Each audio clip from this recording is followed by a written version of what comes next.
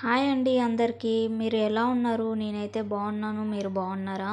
Water melon మా afternoon పిల్లలకైతే cut చేసి ఇచ్చాను. ఇంకా సగం మిగిలి ఉంది. నేనేం చేయాలని ఆలోచిస్తున్నప్పుడు నాకు వాటర్ మెలన్ ఐస్ క్రీమ్ అయితే గుర్తుకొచ్చింది. ఇంతవరకు చూసిందే కానీ చేసింది లేదు.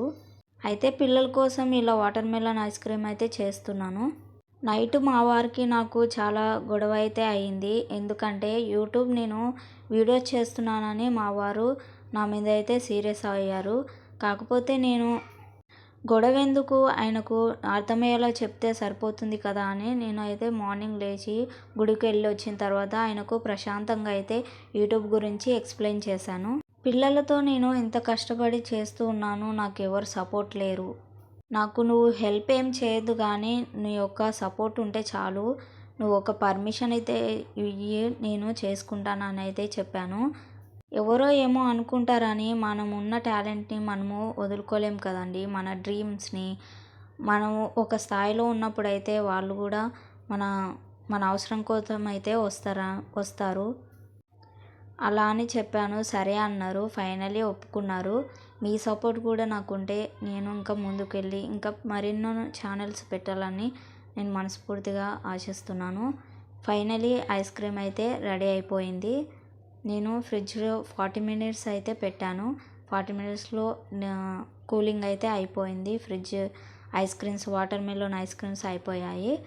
వాటిని తీయగానే నేను బయటికి ఇలా వాటర్లో పెట్టి అయితే రఫ్ చేసి ఐస్ క్రీమ్స్ అయితే తీస్తున్నాను. నేను ఇది చేసేటప్పుడు డౌట్గానే చేశాను, ఐస్ క్రీమ్స్ ఎలా వస్తాయో ఎలా ఉంటాయో అని. కానీ తీయగానే తినాలనిపించింది.